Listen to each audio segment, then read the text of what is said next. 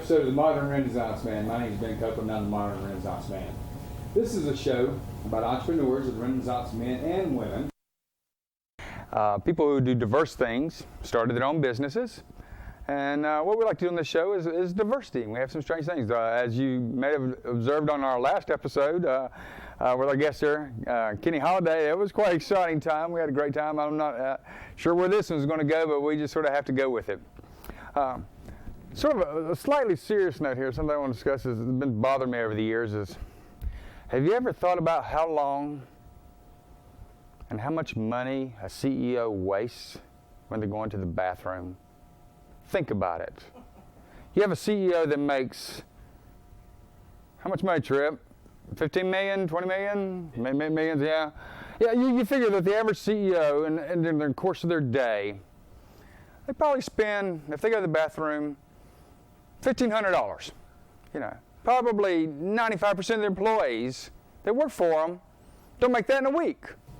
So I think we should do some legal things here about stopping CEOs from going to the restroom and literally wasting away those dollars.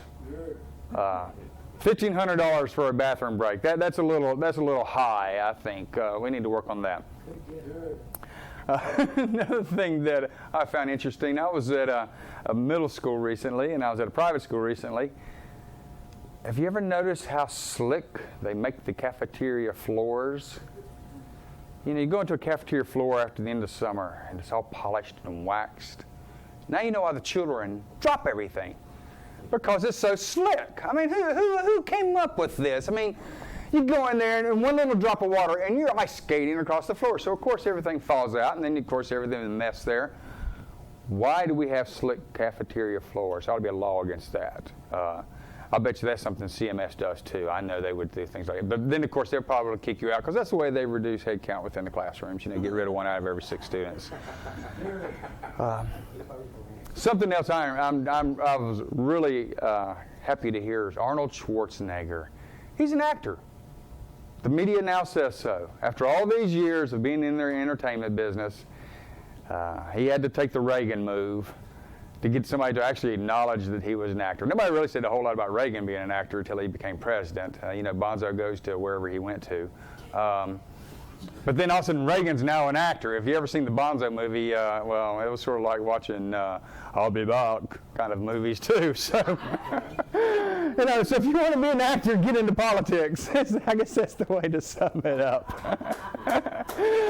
But now I'm really going to take it to what I consider to be a little more of the serious side we'd like to present in the show. And that's the soapbox issue.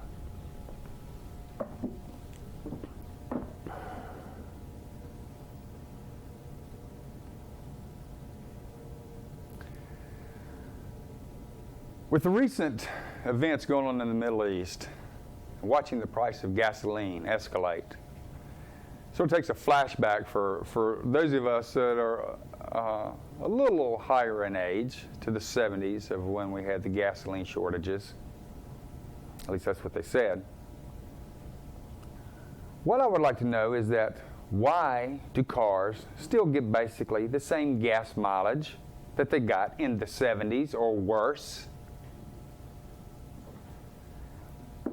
Everybody talks about how concerned we are of being dependent as a nation on crude oil, on gasoline.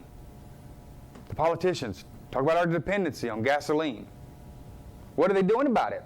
I haven't seen nothing done about it. We're creating these huge SUVs that get terrible gas mileage. Oh, maybe they're safer. Well, let's slow down. You know, if you want to be a little safer, quit driving 70 miles an hour in a 55 zone. The speed in Charlotte is basically 50 miles an hour unless otherwise observed. I don't know if most people know that. That at least seems to be the case. I remember in the 70s, there was a company around here, Moody Brothers, Ralph Moody. He took a Ford Capri car in the 70s, turned it into a vehicle that got better than 80 miles to the gallon. 80 miles to the gallon. I don't know of any vehicle that's really doing that now. And this was a nice little sports car. One of the things they said in the paper that he quoted us is telling the local paper, I will never sell this design to anybody. This is going to Washington. This is going into production. And 2 years later, of course, it disappeared. Why isn't our government saying, you know, we can have fuel-efficient cars if we slow them down. We can have fuel-efficient cars if we make more efficient engines.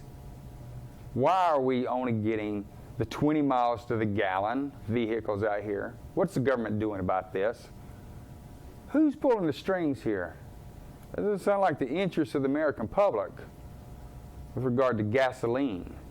It sounds like somebody's making some big bucks, and that's okay for somebody. And the citizens are paying the bill. Write your politicians. Maybe they'll listen. Good luck. Maybe they will. We need vehicles in this country. If we want to eliminate dependency, eliminate the dependency. Give vehicles a good gas mileage. It's available. We can put people on the moon. Can't we get a car that gets 100 miles to the gallon? Yeah.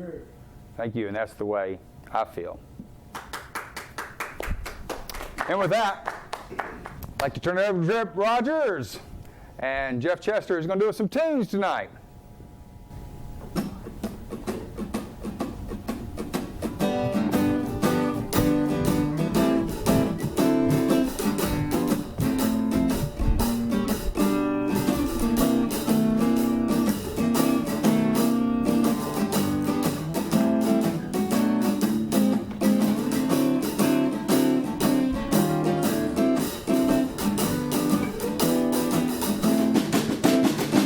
Went in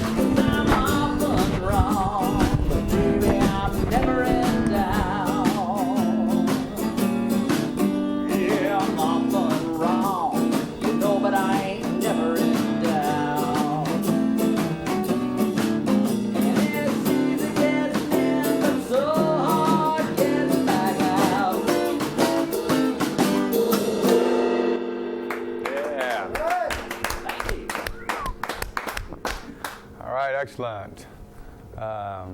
Welcome for watching the show this week. I'm Ben Copeland once again, Modern Renaissance Man. We're going to have TRogers and JChester join us over here.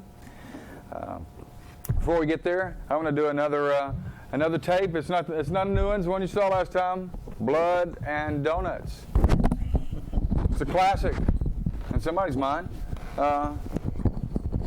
It's about a vampire who eats donuts instead of people, and falls in love with a woman at All Night Coffee House. Love story. Sucks. I mean, he doesn't. Blood and Donuts. Yeah. At your local library. One copy only. It's in high demand. Take you at least every night to get it. Once you drive down there. He's kicking the blood habit, right? He's kicking the habit here. And, going to A Positive Anonymous. It's a pretty gross picture on the back. Actually, it looks pretty horrific. It's a good one to go to sleep by. It's not Bubba Hotep, but, it's... I didn't want to bring it up, but, the Bubba, I love that movie. No way. I think Bruce Campbell is brilliant. For those of you I want you to know, this is JChester. What do I know? I'm not a rapper. But I think Bruce Campbell is the best Elvis Presley ever. It's It's a slow start on it, though. It's a slow start. There are a lot of things that... When I woke up 30 minutes later, it's actually picked up well, but it's already late. So you slept through the boring part. You slept through the boring part. But Ozzie Davis as JFK, That's just interesting just to even imagine. It is. And I mean, I can see the Elvis impersonator, but the black JFK, that's and I don't want to. I don't want to go on and on about it because it's not, it's not Citizen Kane or anything like that. But it's kind of a fun movie, and there are things wrong with it. Citizen Kane. My wife would kill me on that one. But oh, we forgot real quick. Here is the host cam. That's right. We introduced this last time, and I got bested by Kenny Holiday, and he brought out the guest cam. So here we are. Hopefully this won't jump all around and make everybody nauseous while you're watching the show. We do have some audience people here tonight, and there's the camera people, which of course most of them don't want to be on this side of the camera.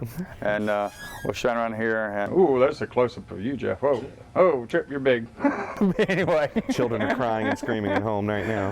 The host cam, you saw it here, and if you've seen it anywhere else, I don't know anything about it. I thought I invented it.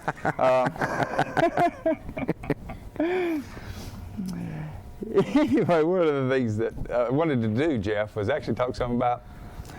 Chip's been here, and he actually didn't get away. We brought came in as a guest, and now he's on the show. So watch out, you can't get out the door. That's how it happens. Hey, a gig's a gig, right? Wherever it is. We get you hooked somehow. One of the things I want to talk about was that in hearing about you from Trip was the idea of the diversity and things that you get to. And what I'd like to just start off with was, I know you work at the Great Aunt Stella Center. You actually operate, is that I'm the. So tell me something about that. My official title Tell us about the Great Aunt Stella, because not everybody actually knows what that's about. The Great Aunt Stella Center is a performing arts center here in Charlotte that was for 70, 80 some odd years was the old Associate Reformed Presbyterian Tabernacle Church on right where Trade Street turns into Elizabeth in downtown or uptown Charlotte.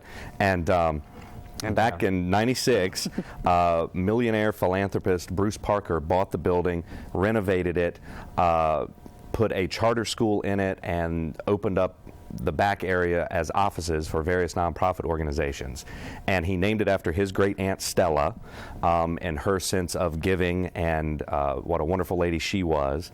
And he set the Stella Center as sort of a community / performing arts center / gathering place where no one was excluded, and there were loads and loads of fun things happening there. And as with most good deeds, it gets slapped back in your face. And Bruce had to pull out of that endeavor a few years ago, and the building was actually bought and now owned by the Self-Help Credit Union, based out of Durham.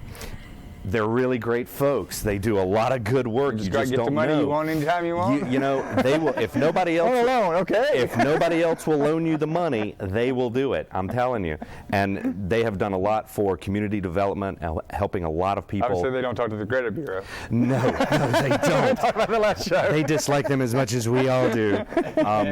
Excuse me. They have done a lot with getting loans for people to start businesses and buy homes that could not have done that, could not have gotten those loans from any of the other tall buildings in uptown Charlotte. Let's talk about the Great Aunt Stella. What are you doing there?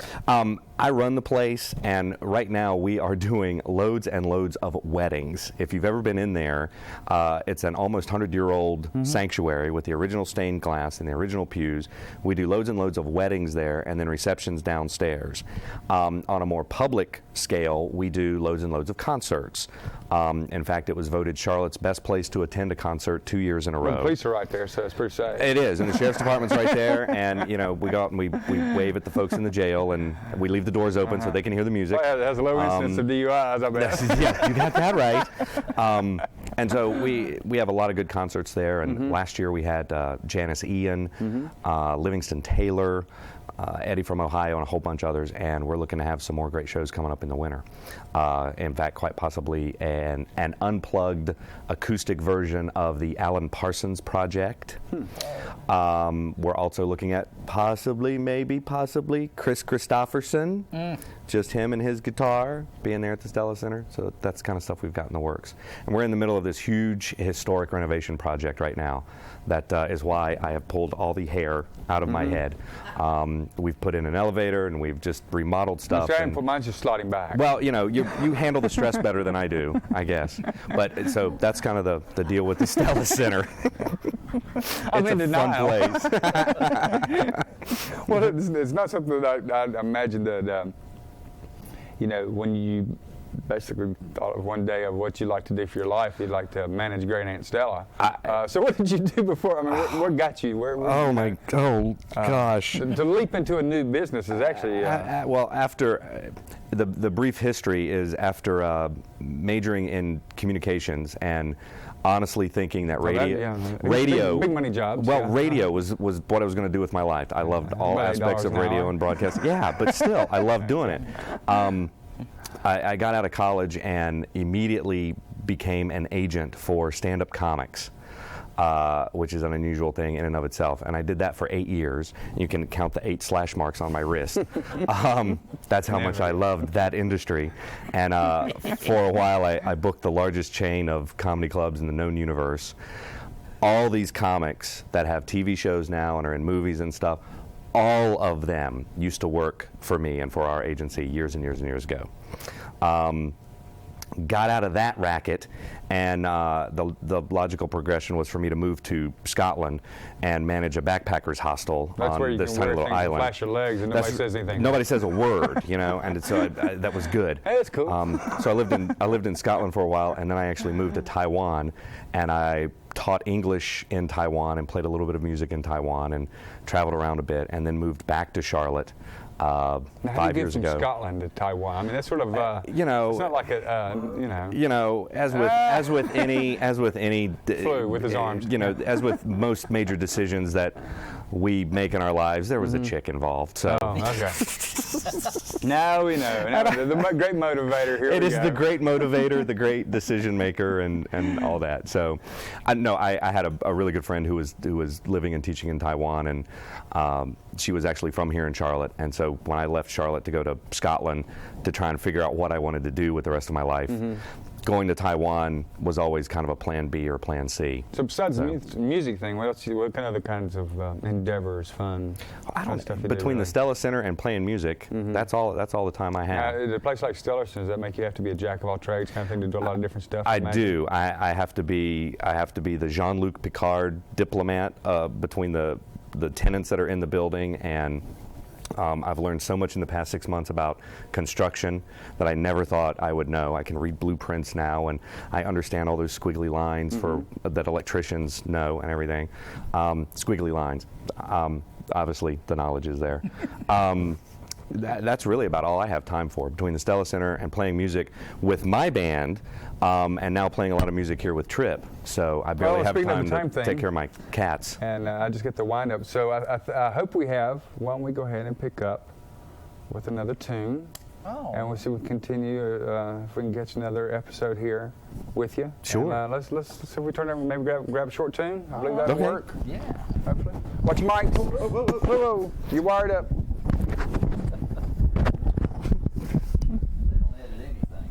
Well, That's right. Yeah, we're going to see it all. Now here's TRogers with JChester.